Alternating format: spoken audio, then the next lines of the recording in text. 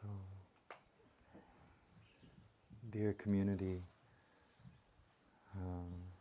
a couple of days ago when I was sharing about action in body, action in speech, action in mind, I also placed it on in the wheel of the Dharma, the Eightfold Path, betwixt view, understanding, right view, and what I was calling the field of interrelationships, right livelihood. And placing it there because of the importance of the role of our understanding in our activity, in the way that and how we decide and what we decide to do.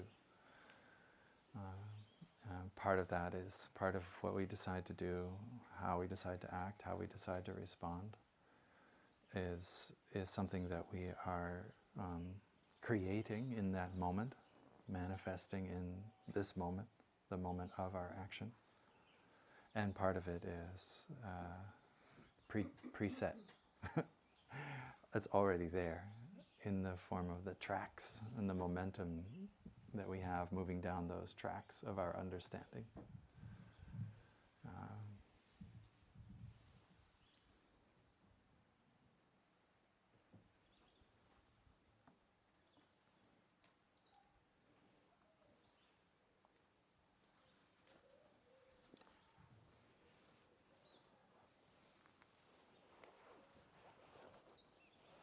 We can't stop ourselves from running down those tracks.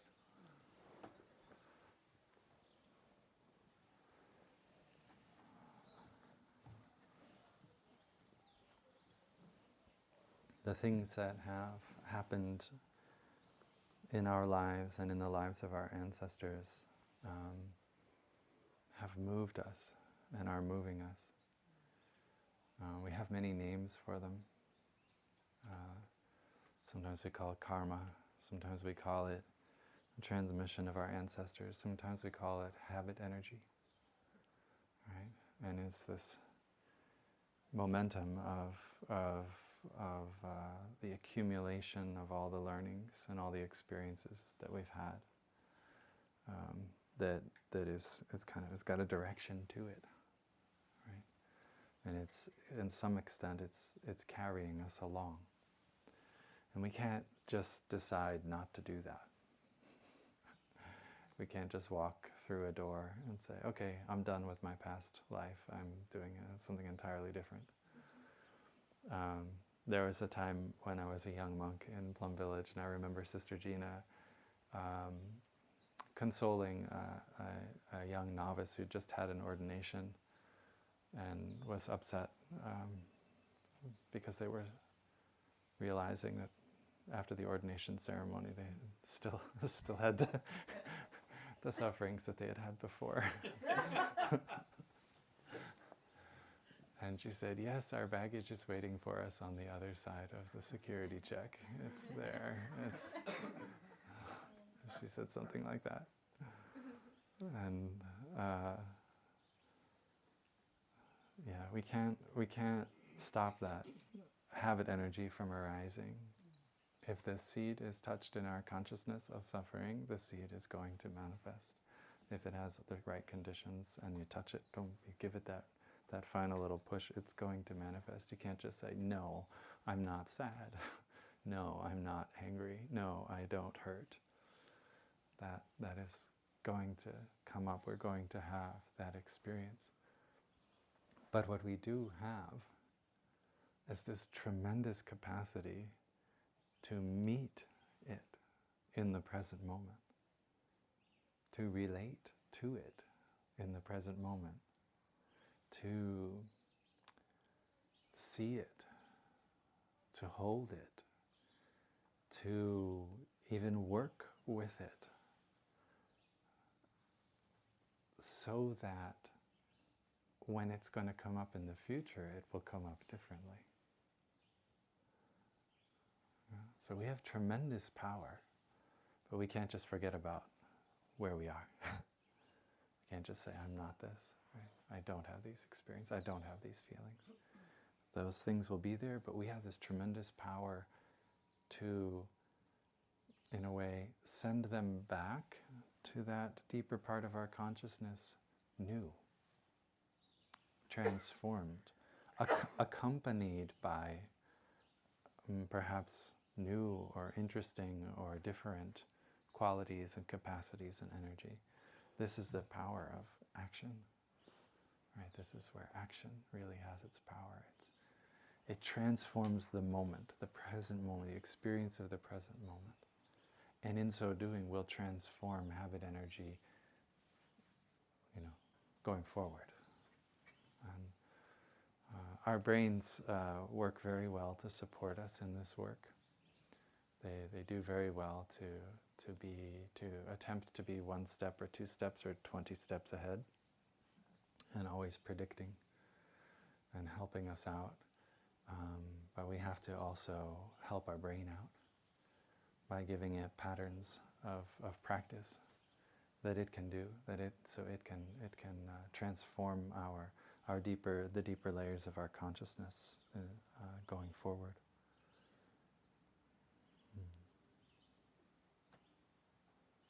This is all, of course, looking through the lens of the relative dimension, time and space. Right? We are talking about that. It's a little bit different when you touch the ultimate dimension. But this is where we start. So I wanted to share a little bit about some of my reflections this year on this capacity that we have to act, right? And what we bring to our activity, and how we decide what sort of activity we should have.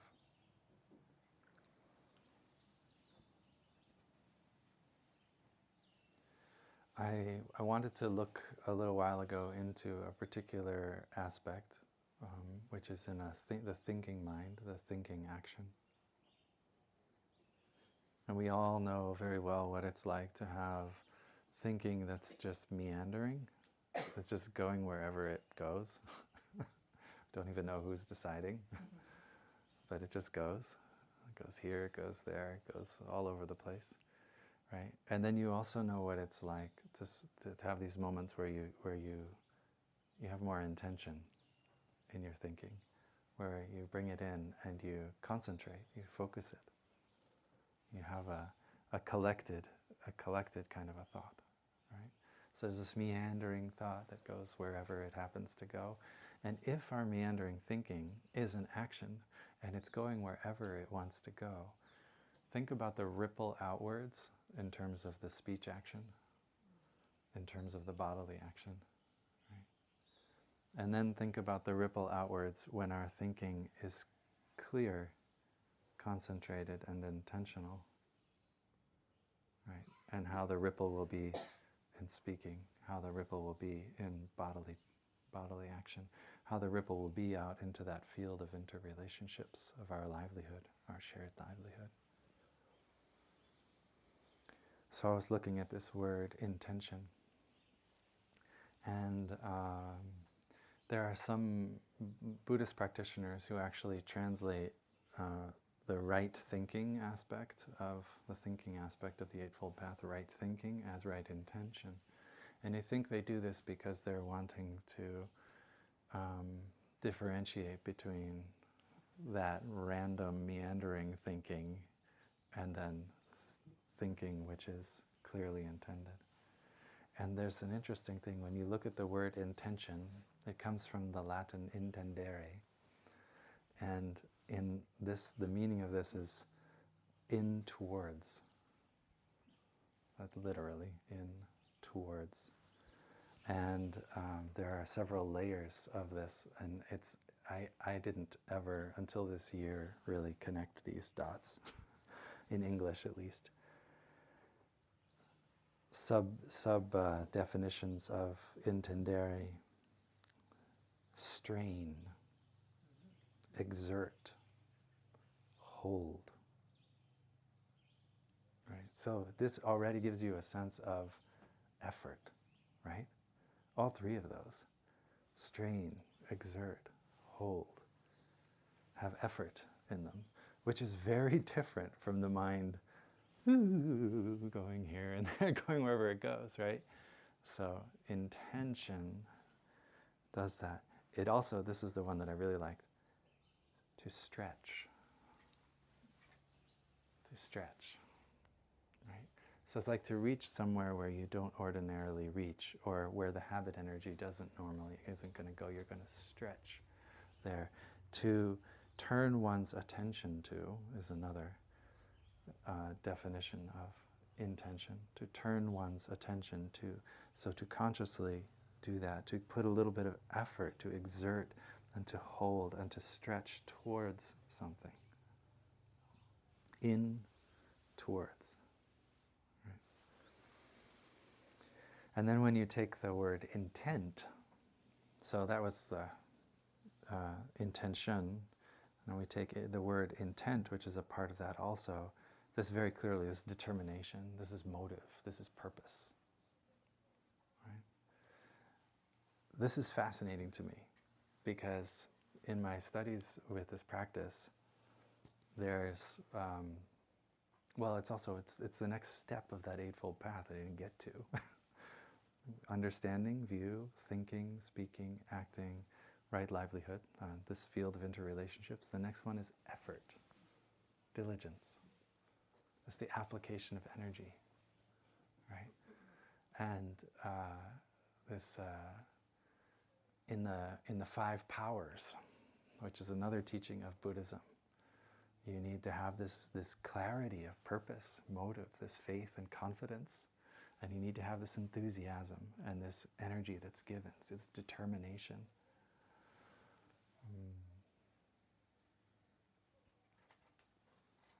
And yet, this is not a hard, tough path. It's not, I've got to power through kind of determination. It's not, I have to get to the other side.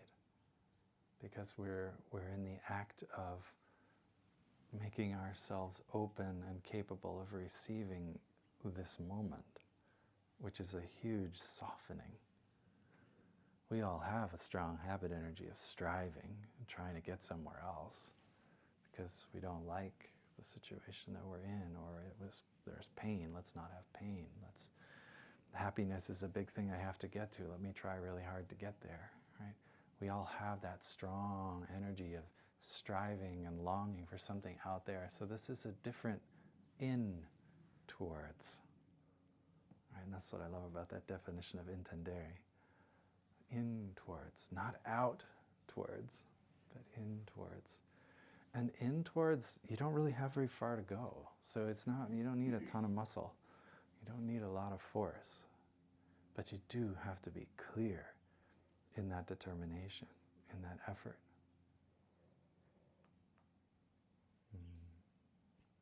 When I'm going to practice breathing in and out, I'm breathing in, I'm aware of my in-breath. I'm breathing out, I'm aware of my out-breath. It's kind of interesting because when I first start doing that, I'm like making myself breathe in.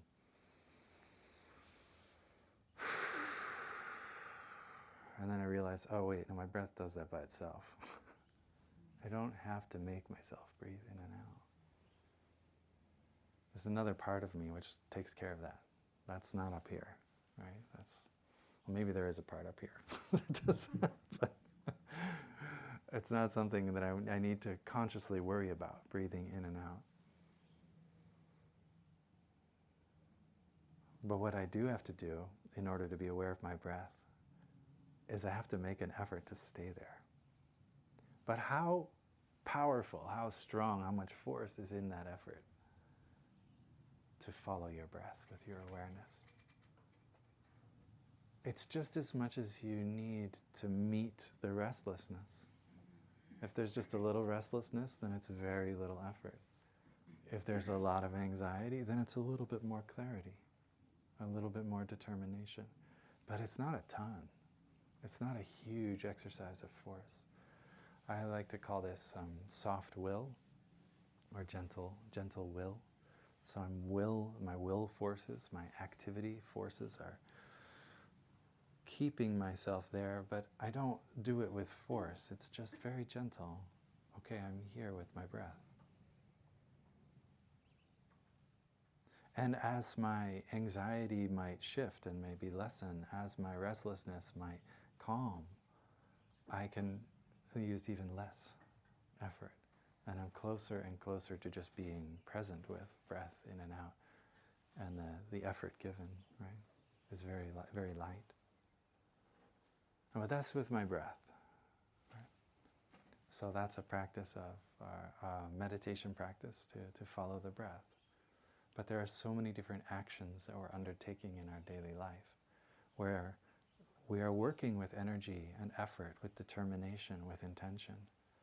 And we need to be very vigilant, very aware of what we're bringing to it and what's appropriate and what's not.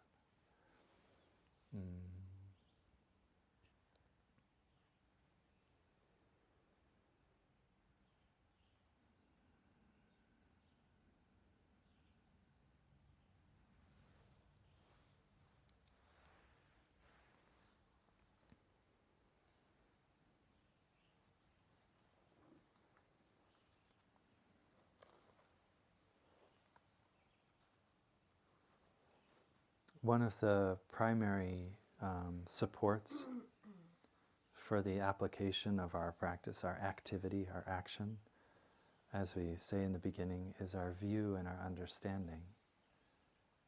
All right? And this is deeply connected to the energy that we hold something with. Like when I was sharing with the children before, it's fun to think in the language of transformation bodies, but the real purpose is like what comes because you do that, what happens. Right? And it's an unspoken teaching, but it's what will happen if you do a lot of that. What will happen if you do a lot of that is you'll start to see the world in a particular way. You'll have a view about how things are so interwoven, a view about how things create each other, a view about how one thing is in another and the other is in this, right? And you start to enter into that experience of living in the reality of interbeing and of impermanence. And if you're living in that place, there's a pathway. And so that is showing us how our understanding then is the basis for our activity. And the effort that we give to develop this understanding will determine how well we're going to be able to walk that path. If my ideas about interbeing are merely ideas, then my thinking and speaking and acting are probably not going to represent too much of that. Maybe a little bit that I've been able to figure out in the terms of ideas. But when I really go to meet someone and communicate with them, I need my heart to be filled with the reverence and the depth that interbeing can bring in order for that communication to really carry that understanding. If the understanding isn't really full, just intellectual, but not full in me, then it's not going to reflect out through all the layers of my life, and certainly not going to be seen in the choices I make in the field of interrelationships, the way that I consume, the vocation that I choose, the how I spend my time. It's all right, the floor is not wood, it's recycled plastic.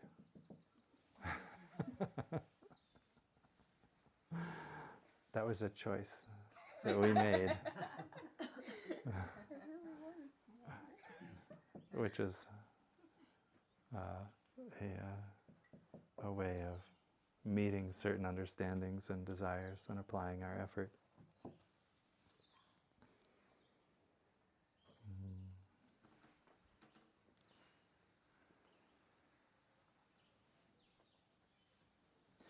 So another aspect of what happens when we develop the particular understandings of our practice, the interbeing, the impermanence, when we look with eyes of transformation, when we look with and we feel in our hearts what that means, we touch the moment deeply, and we begin to step out of the rush and the tumble of our daily life and obligations. We touch a moment of life deeply. So what does it mean to touch a moment of life deeply, truly? Is it just to get a break so that you can go back for more into the fray? Or is it to really let that nourish your soul? Really let that fill yourself through and through? I think I lived for a number of years in the practice not really knowing what it meant to touch the present moment deeply, fully. I knew what it was like to go there for a break. But then there was a certain time through challenges in practice, really, that were giving me, like I had to up my effort, if you will, right? Like, so wasn't just my breath. Other things going on. I had to bring myself with more effort, but I met with more effort that practice and kept with my practice, where I really started to drop into a different level of realizing what the present moment will bring. And Thay's words are so simple, poetic, beautiful. Present moment, wonderful moment. Yeah. All we have to do is take a few breaths and we can start to taste that. Present moment, only moment. Right, remember, life doesn't happen in the future or in the past. This is where it's happening. Right? He says things like this. The preciousness of the present moment. Right? And I lived with this on a certain level for a number of years before I really started dropping in to really let this sink in. And this is also something you can see in the poems. Like, I have arrived, I am home in the here, in the now. I am solid, I am free. I feel solid because I'm really arriving, I'm putting my feet on the ground, I'm not running around anymore. I'm free from the stress and the worry and the sense of chasing or running away from. I'm feeling that energy. And then the next line of the poem is, in the ultimate I dwell, which is like a totally different dimension. Right? And this is what I'm talking about. Like, I was living in the I feel solid, I feel free space, but I hadn't really settled. Because even from an intellectual perspective, if you think about what is being said, the present moment being a wonderful moment, being the only moment, meaning that everything that has ever happened in the past has culminated just like this.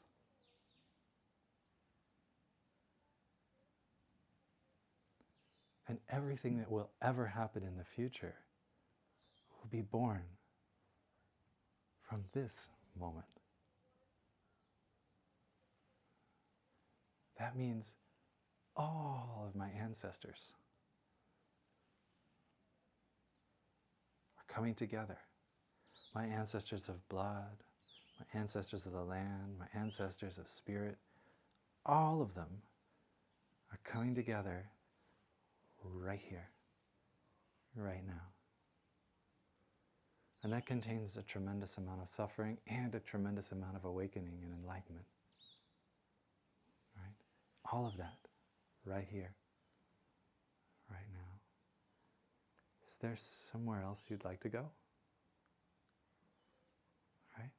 That was a question I began to ask myself. Is there somewhere else I'd rather be? And my heart starts to tremble. And go, what? Really? Remember that saying, this is it? Not Michael Jackson's version, but Thay's version. This is it. Is this it? Can I let that not be an idea, but be the crack on the walls of my heart? can I let that start to ripple out into this body? Can my mind, my heart, and my body all together start to really take what that means? Where else would you possibly go? There isn't anywhere you can go. And when I really started to work with that level of the practice, I realized that to be arriving and being at home in the here and in the now, it wasn't just a break from the busyness and the stress that I'm deciding I need because I feel overwhelmed or whatever. It is really to arrive and to be fulfilled. Fulfilled. Done.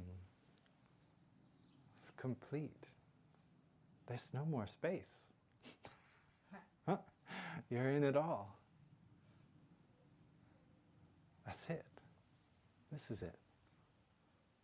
Right? And that's a sense of deep, deep happiness. It's a kind of well-being which isn't about, I want to feel better. It's like well-being like, wow. Right? I see a question arising. I have like a really big question. It's hurting my head right now with what you just said. Okay, say it. It's like if right here and now, yes, right here and now is enough.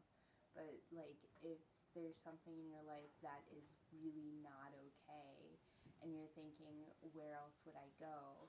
Wouldn't it be your choices in that moment would carry you to where you want to go, and then you can be in the moment that you're happy and fulfilled with? Because like you're talking about the transformations and stuff like that. So don't you want to make the right choices to be in that transformation where you want to be? This is a different dimension than what I like and what I don't like. This includes them both. Them all. It's not about getting to some place where I'm happy and at ease. It's about the fullness of this is what is there. This is what has manifested. Yeah. So it's not like a happy, happy, joy, joy kind of thing. It's very big and very profound, and it contains a lot of heaviness and a lot of suffering too. It holds all of that.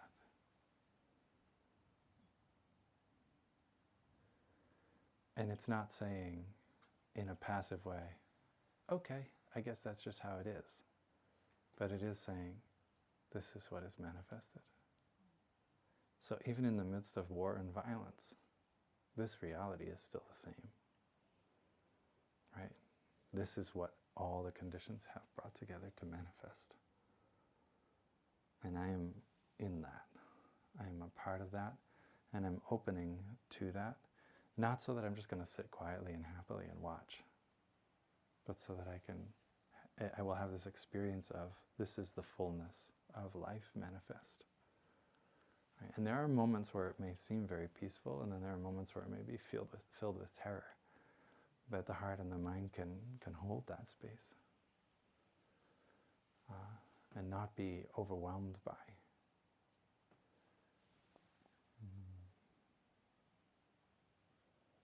So this, what you do with this is kind of where you're going, I think. This is what you want. What do you do? Especially if the reality of the moment has deep unpleasantness or pain or suffering manifesting directly, right? Yeah.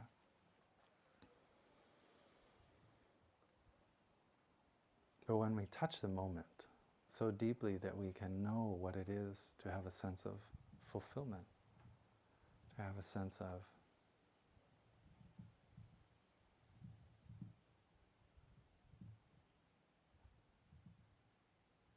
connection through and through to all the dimensions of our being, we are walking in the ultimate dimension a little bit.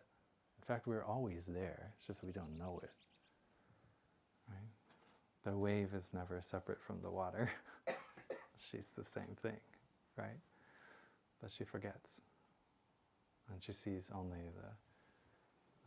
the shore coming that's going to break her, and forgets that she's the ocean, right? And knowing that she's the ocean gives her a capacity to be in that breaking in a new way. But when you've touched that fulfillment, when you've touched that sense of completion that can come with just from the present moment and just the practice of the present moment, and we do touch it. I don't want this to sound like it's like way out there. We're all touching it all the time.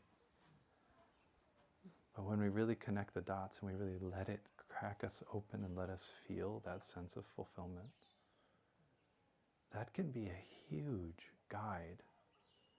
Because when you know what it's like to feel a little bit of peace and a little bit of fullness, then you know what it's like when you don't have it. And when you don't have it, then because you know that you don't have it, you have a choice. It's a gift, that peace. It's a gift, that happiness. It's a gift, that fulfillment. It's a gift that the present moment can bring to us, is the awareness of knowing when we don't have it. Right? Because I have conditions in my life that support me, and I have really experienced them, then I know when those conditions are absent. If I'd never had a condition that supported me, then I wouldn't necessarily know when it wasn't there. Right? And I'm not going into a theoretical discussion about this. I'm pointing out the principle of the practice, that the gift of the practice is a sense of place and a knowing of the relationship that is there. I am now a participant, not a victim of a situation, because of the practice. I come home to the moment and I experience this moment and all that's arising in me and around me, but with fullness, not with the bias of my habit energy or my past stories or my suffering, with just clear awareness that can see those things happening, right? Because I can see when suffering arises, I can now have a relationship to it. But before I'm mindful of that, I have no relationship to it. I'm only my suffering. But now I'm mindfulness and suffering. And that gives me the option to say, oh, I would like to come to my suffering with care and with love. I would like to meet this situation with the wisdom that I do have in order to make the steps that I can make. When suffering comes to me from the outside, it's the same, right? If all we've ever known is that suffering coming at us from the outside, it's very difficult to meet it with something else. The practice gives us this gift of having something to relate to the suffering of the world with. And it starts with that sense of mindfulness. I'm here in this place. I'm holding a zone of awareness so that I can see the different seeds. I mean, this is the image of the garden of the heart, the different seeds popping up when they pop up. But if I'm not there watching, I never see. I just pop up and down and up and down. In that way, I am a victim. I'm just experiencing whatever's happening to me. And that's very different from being aware enough to see when something arises and to be able to choose.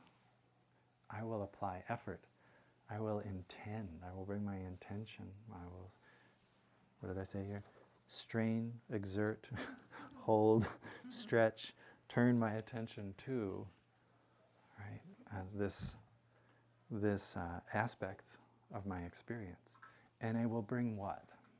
And that's the real question. I will bring what? I will bring what I know best, the best of me. And perhaps that's my conscious breath. Perhaps it's mindful walking. Perhaps it's turning my critical, self-destructive inner dialogue in a different direction. One that says, something different about me, something wholesome, something positive, some flower watering. And if I find these things really hard, right, then I know what my path is. My path is to learn how to do them better. My path is to practice them. This is the exercise Fern led with, and invited us into yesterday, which we do many family retreats, where we have the beginning of new moments, right, where we rehearse this kind of wholesome thinking and feeling and speech with our loved ones in those meditations. We contemplate them, and then we say, what could I appreciate about this person? What could I be aware of that I might be sorry about in my relationship with this person? And we practice it, and then we actually go and we sit down with the person, and we try to bring it to a whole nother level, to express it, right? It's really awkward. And at least that's my experience. It can be really awkward. And especially if you sit down, like if you have, we've done it with all three of our kids sometimes, and the five of us sitting down, and the energy is just haywire. It's real, and it can be really difficult. It's much easier if it's one-on-one, I think. And I think some of our kids have appreciated it more one-on-one, and some of the others like it better in the circle. But so like getting to know those things takes some of the awkwardness out of it. But it really is an effort of like having to learn something that I don't know how to do. I don't know how to talk nicely to people. Or I didn't. It's something I really needed to develop. Because in me there's all kinds of habit energies around that come from that thinking inside, which is very critical of me and very critical of others. That it comes from the transmission I received in my ancestors. That I have to meet. I have to meet that energy in me. That's going to come up. And I can transform how it's going to manifest in the future.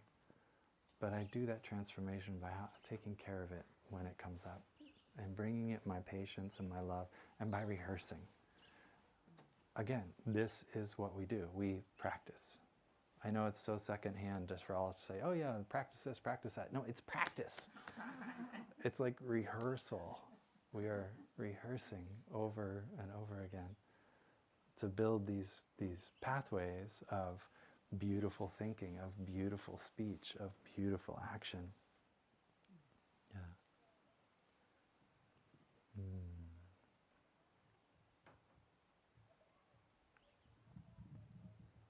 The 5 mindfulness trainings are a great expression of this practice. They are literally in the opening statement says something like, this is based on the insight of interbeing, right? Because you see with the eyes of interbeing, you might act like this. So it's like this little paragraphs that are like conceptual guides for our suggestions or templates, if you will, for like how you might maneuver or make your way through different situations in your daily life. If you are really coming from the insight of interbeing. Again, all the action of your daily life, mind, speech, body, and interrelationships, livelihood, right, all coming from understanding. If that understanding is interbeing, what might it look like? And what effort do you need to bring? And the mindfulness trainings say a lot about these things. We are going to have an opportunity tomorrow morning to recite or maybe transmit the trainings if anyone wants to renew or receive them.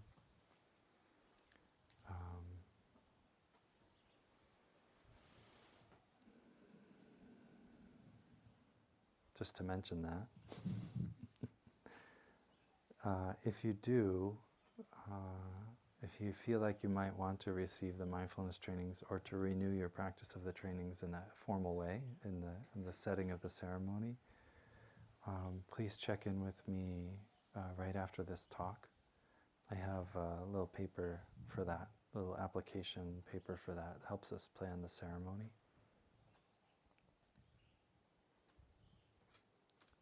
I find that the trainings are really, because they're based on the insight of interbeing, they express a way which is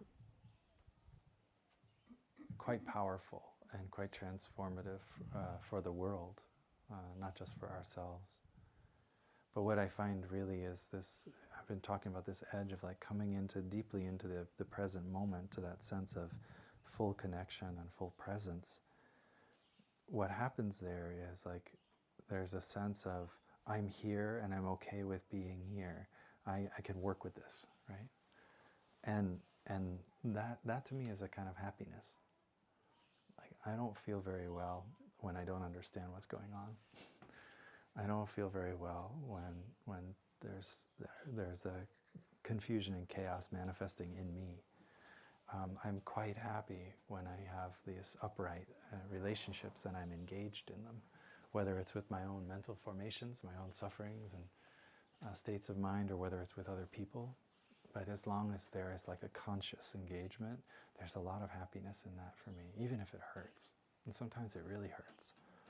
But I'm like, I know that by being in that place in the right way, this hurt is transforming, and I'm happy about that, right? Like that sense of true happiness, which is spoken about in the mindfulness trainings, that it doesn't come from attaining wealth and pleasure, and it doesn't come from external sources. It's an activity. It's something we generate, something we do. We do happiness, right? We do it together, right? And when our true happiness is there, my needs are so few.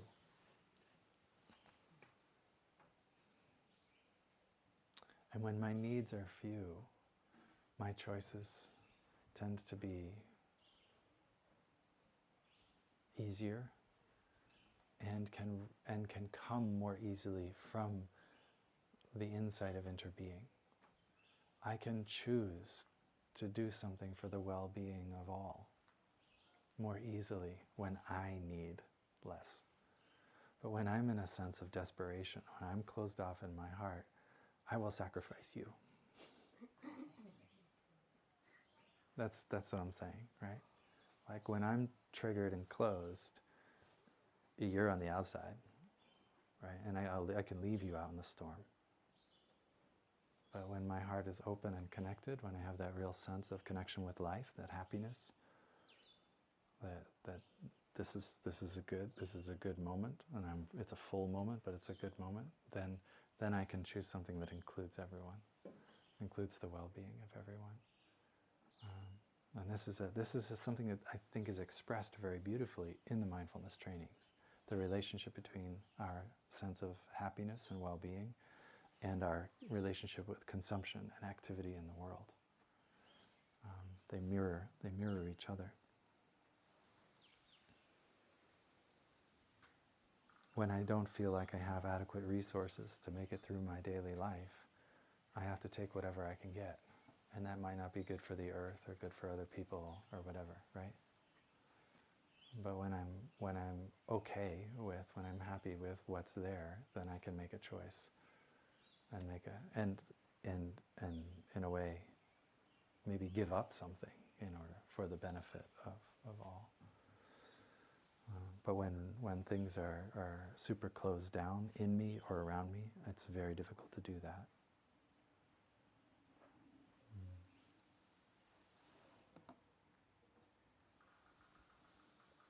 So check in with me if you're interested in renewing or receiving the 5 mindfulness trainings. The trainings really work because they are recited and remembered, and they're built into our consciousness regularly, that we continually do that. They don't work if we just read them a few times and then just let them go.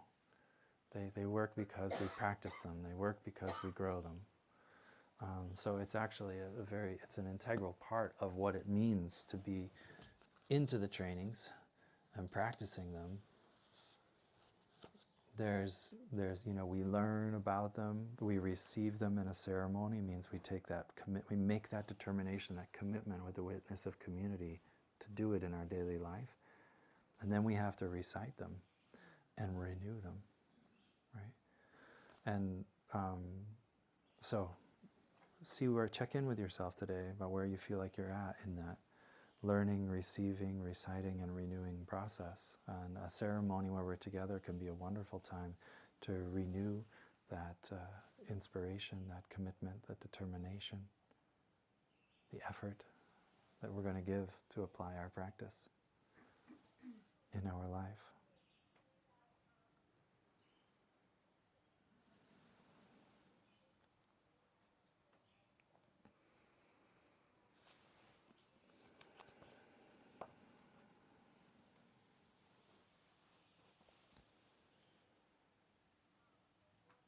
I wanted to be able to share a little bit with you about karma.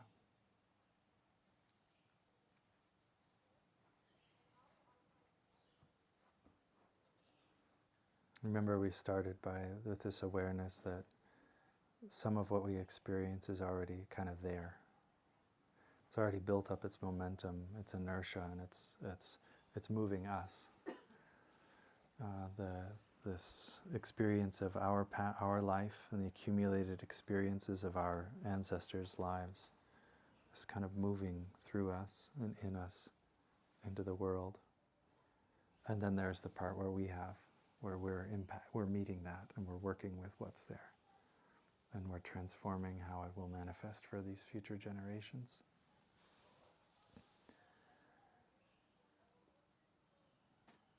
So karma is often talked about as some kind of a tally, some kind of a scorecard, in a way, of positive and negative, or good or bad. And in Buddhism, it's really not seen that way at all. Karma simply means action. And when you look deeply into action, you see there is the transformation, the current action is the transformation bodies of past actions. And it's making the future actions that are going to come later. Right? It's just, you see that flow. And it's simply an acknowledgement that one thing has something to do with another thing. That it's kind of like cause and effect, right? That there's always a continuation. There's always a transformation of things happening. So it's not this tally of like, oh, I have a lot of this negative karma, right? What that means, the idea of negative karma or having a bunch of bad karma or negative karma actually means there's a momentum of suffering from past experiences, mine and my ancestors, which is moving through me, right? It has a momentum and it's going, and it hasn't shifted enough yet for me to call it not bad, right? But it's not that I am that, and I have that, because it's always in flux and it's always changing. And we're meeting in this present moment. The way we meet it determines how it's going to manifest tomorrow, next week. And so, right, this is the moment of transformation. We also talk about purifying karma and having purified karma, and that's the same thing. It's like the karma has so much wholesome, our actions have had so much wholesomeness to them. There have been so much ease that it has momentum, and it's carrying us. When you develop a habit energy of walking meditation, right? Or when you hear the sound of the bell and it just triggers you to start following your breath, right? This is an accumulation of past actions that have a momentum, right? A kind of a positive karma, if you will. But it's not a good thing or a bad thing to be measured. It's simply to be acknowledged that actions have effects. And we inherit those, and the world inherits those. And that's how Buddhism kind of looks at action. It's very simple. There's an expression in some Buddhist teachings about completing one's karma, which I find a little bit tricky. It doesn't quite click for me. But to have completed the karma, the Buddha supposedly completed karma, like like there's no more effect of his actions.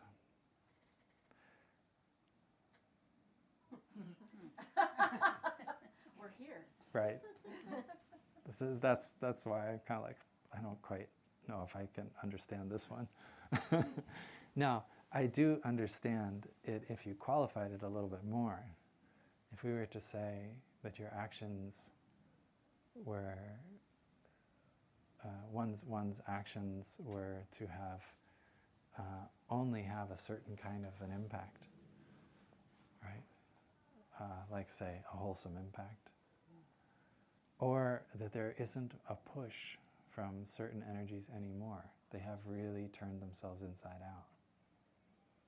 Like your anger doesn't move you the way it did a decade or two or a lifetime or two ago. It doesn't move you like that anymore. It now moves in a totally different way. So the anger karma that might have been completed in a way, right? The sort of the lesson learned, if you will, from those life experiences is so well learned that it's just not happening the way that way anymore. It does something new now. It does something else. But I don't see that it's possible for us to be in the world with each other and not be deeply connected to each other and not be affecting each other. That to me is something, yeah, clear. The real thing that I find most helpful about my looking into action and karma, though, is something that I call the manifestation of karma. And it's to be able to think about the different levels that things manifest. And this is merely for practical purposes, so that I can orient myself more wisely, respond more appropriately to things that come up. That was really strange. I thought I grabbed the black marker, but it was the green one.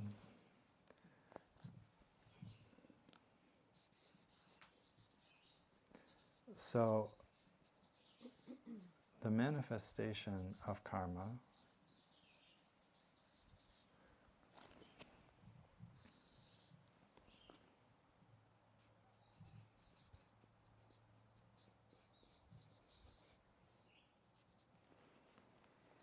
can be seen on an individual level as my karma, right? Or it's your karma, you as an individual.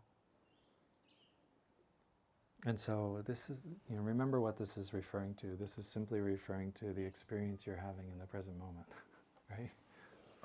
All of the past actions, yours and many others, right, have come together, and you can experience it manifested as an individual. So I can experience my life, my feelings, my thoughts, and be making my choices, right? And this is a certain reality that we have.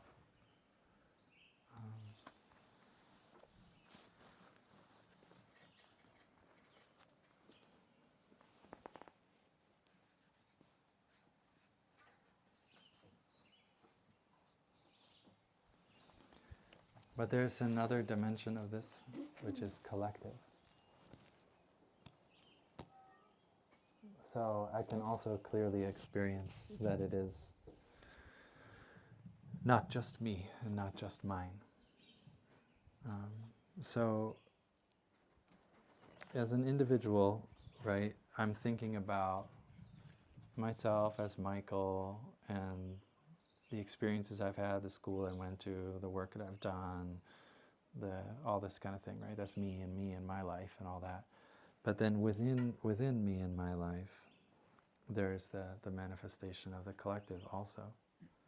And this is what I was talking with the children about in the transformation bodies, is that I can also see that this is my mother's continuation, my father's continuation, my grandmothers and grandfathers. I can see the collective that way, but I can also see the collective like we did in Touching the Earth, of like how I share this moment with all of you, and with all of these trees and these plants and the sun and the salad and the tomatoes, right? And so there's the collective experience manifestation of things also. And the way that I relate to things when they're me and mine, and the way that I relate to things when they're we and ours, are a little bit different.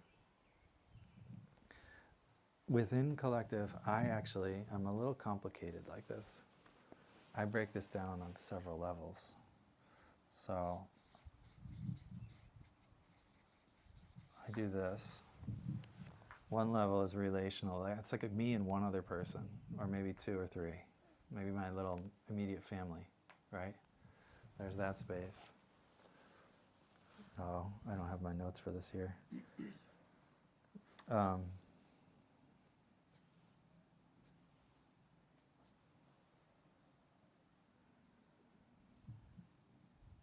But I'm just going to use this term right here.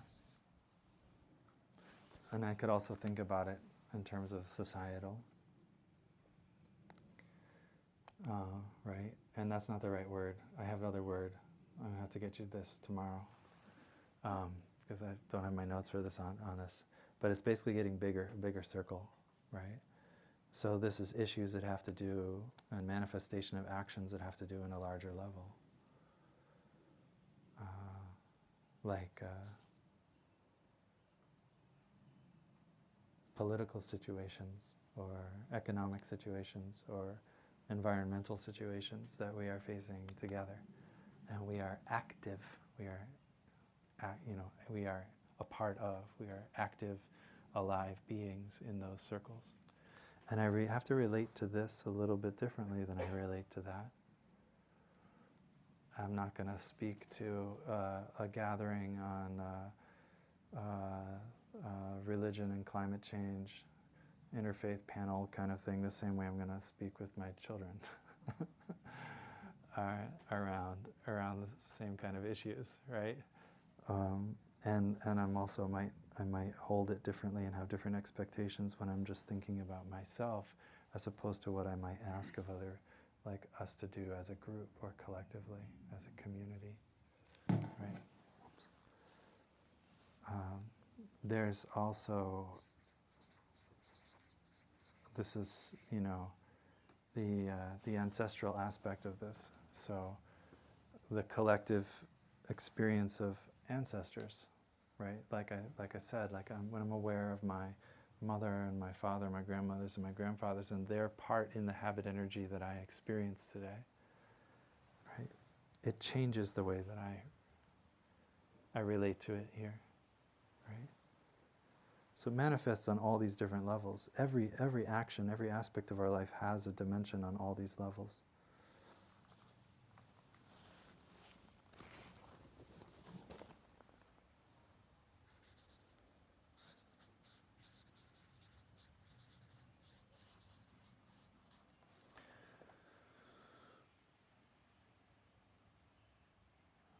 I always forget how to spell this word. Well, here it goes. Transcendent or transcendant? Dent. Yeah.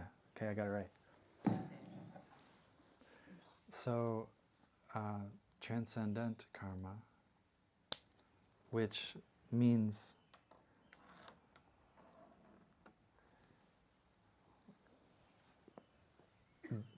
practicing, thinking, speaking, acting in such a way that I'm not caught in differentiating between these.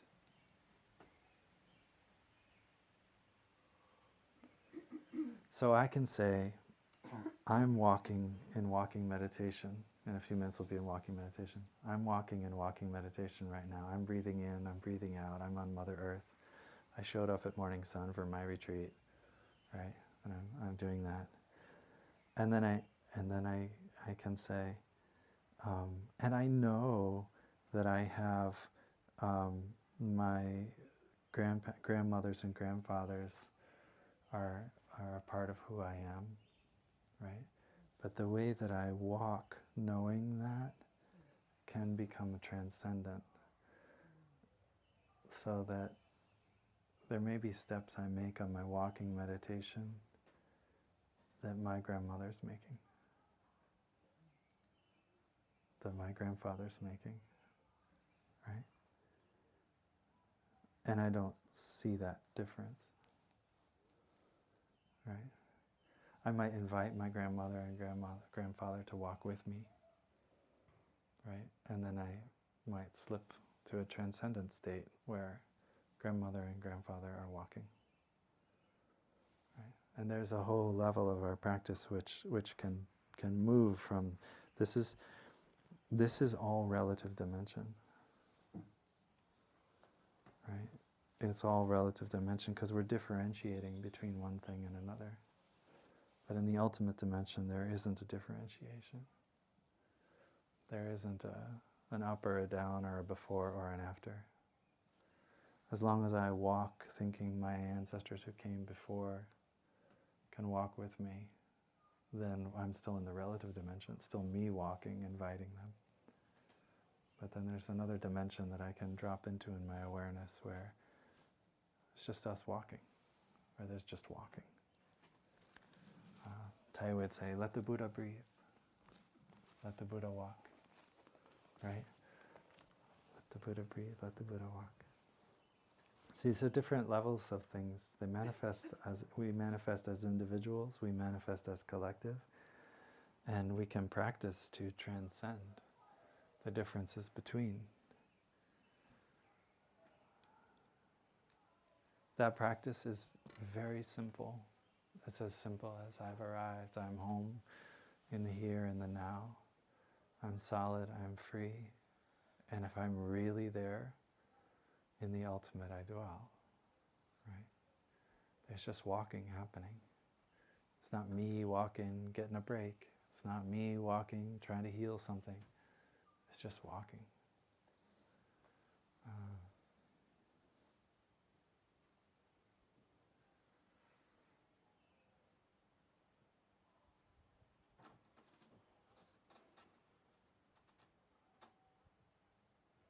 There's something really magical about being able to practice with both dimensions of reality,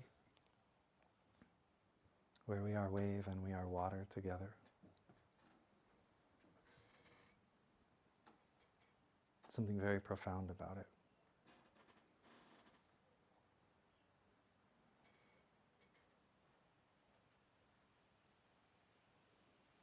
Christine Fugieres, who organized one of the big climate accord talk things in Paris some years ago, she's a student of Thay's. And she says she kept some of Thay's books on her nightstand in the conference center hotel rooms that she was in for months and months and months around the planning and implementation of this massive international conference. And she just kept it there, and she kept reading it, and that was her ground. Because she needed to remember, as she was really busy as a wave, like organizing and making things happen, she needed to remember her water. And she says she never could have done it if she didn't have that teaching. If she didn't know that, she wasn't constantly allowing herself to go there. She couldn't have held the chaos of working with thousands of people from all over the world, all trying to have one conversation. Right? She couldn't have possibly done that without knowing a bigger picture, having a sense of touching the depths and being able to hold something so profound, like, and let herself go in that. Right?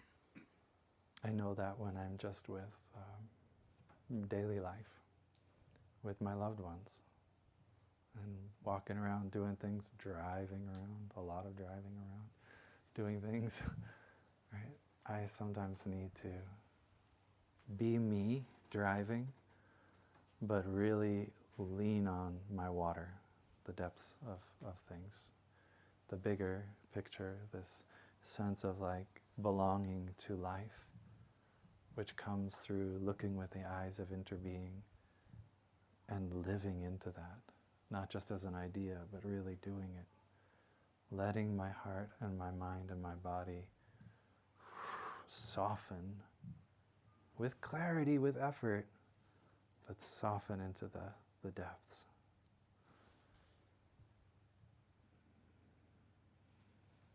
It sounds kind of out there, but it's in all of our practices. When you eat, you contemplate the food and where it comes from. Bingo, that's it. When you walk with your ancestors. Bingo, that's it, right? When you breathe the air, you breathe the forest. Bingo, that's it, right? It's like it's there. It's in all the practices. The 2 dimensions are there. It's like we got to rehearse that. We got to practice that over and over and over again. And then when we're driving the kids again to another activity, again, like we can drive. We can be that wave driving. And we're okay, even though we're really tired. And we're feeling like we haven't had enough time to do what we thought that we wanted to do for ourselves or our to-do list. But we're giving so much, right? We can drop out of the separation between ourselves and our children, ourselves and the world around us.